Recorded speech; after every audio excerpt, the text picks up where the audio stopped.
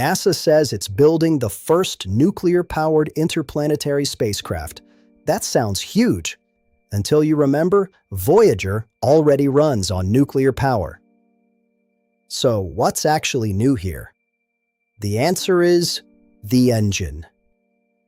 This week, NASA Administrator Jared Isaacman said the agency is developing a mission called Space Reactor 1, or SR1 Freedom, for a planned 2028 Mars launch. If it flies, it would mark the payoff of more than 60 years of nuclear propulsion experiments, delays, and dead ends, and it could seriously change how we move through deep space. NASA says SR1 Freedom will use nuclear-electric propulsion, a system designed for efficient mass transport far beyond Earth. That's very different from the kind of nuclear hardware used on Voyager, Curiosity, or New Horizons.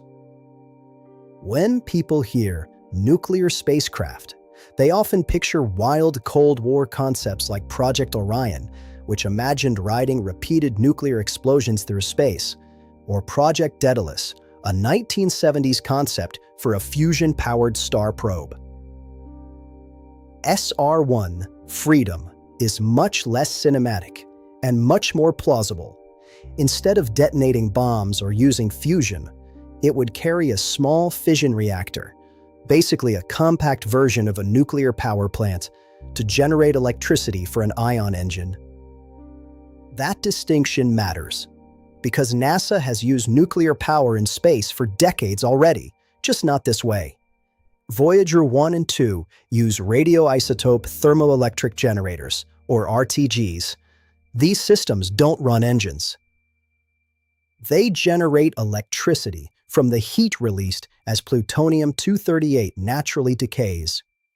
Because plutonium-238 has a half-life of nearly 88 years, RTGs can keep spacecraft alive for decades. That's why they've powered missions like Pioneer 10 and 11, Voyager 1 and 2, New Horizons, Viking, Curiosity, and Perseverance. So yes, Voyager is nuclear-powered, but it is not nuclear-propelled. That's the key difference. RTGs are basically long-lived batteries for spacecraft systems. They power instruments, computers, heaters, and communications. They do not provide the large electrical output needed to drive high-performance electric propulsion. SR1 Freedom would. Its reactor would produce electricity for an ion engine, which works by electrically charging a gas, like xenon or krypton, and then accelerating those ions out the back of the spacecraft to create thrust. Ion engines are weird because their thrust is tiny.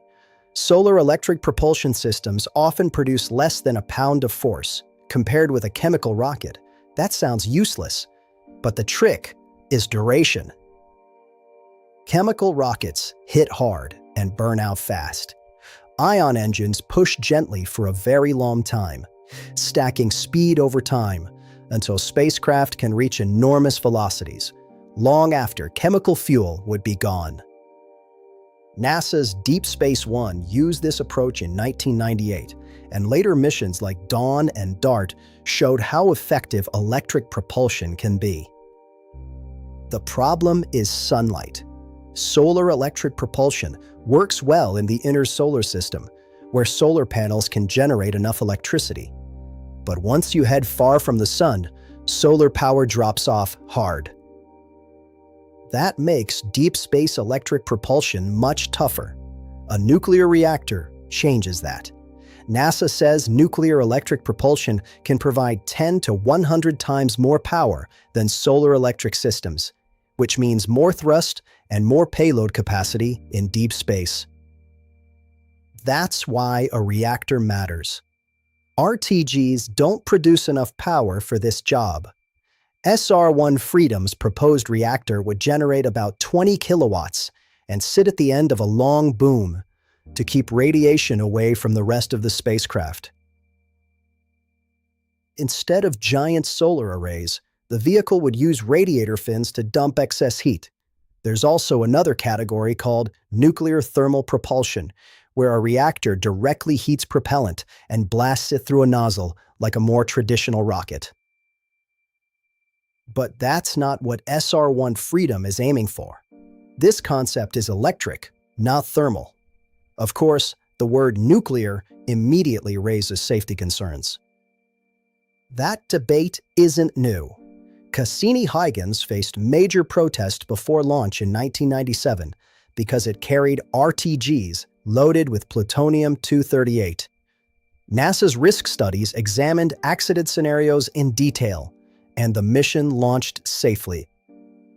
Since then, RTG missions have continued without disaster. Still, fission reactors raise a different level of concern. They involve radioactive materials, waste products, and stricter regulatory hurdles. Any launch would need heavy shielding, robust containment, and intense oversight. And if humanity starts scattering fission systems across the solar system, long-term contamination risks become a real ethical question too, especially near places like Mars or Europa. NASA has tried this before. Back in 1965, the SNAP-10A mission became the first, and still only, successful demonstration of nuclear electric propulsion in space. It also marked the first launch of a nuclear reactor into orbit.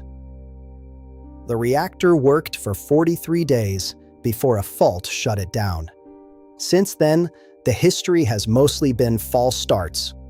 Most recently, NASA and DARPA worked on Draco, a nuclear propulsion project with Lockheed Martin and BWX Technologies. That effort was paused in early 2025 and later canceled after technical, regulatory, and budget problems piled up. So SR1 Freedom is not the first nuclear spacecraft. It's NASA's latest attempt to build the first modern interplanetary spacecraft powered by a reactor, specifically to drive propulsion, not just to keep onboard systems running. That's the real headline. If it works, this could become one of the most important propulsion upgrades since ion engines went mainstream. It could help move heavier cargo, support faster deep space missions, and eventually make crewed Mars missions more practical. If it fails, it joins a very long list of nuclear propulsion ideas that looked revolutionary on paper and never changed spaceflight at all. If you liked this and want to keep seeing more of the latest science and technology advances, subscribe to SciByte Insights. Until next time, never stop asking why.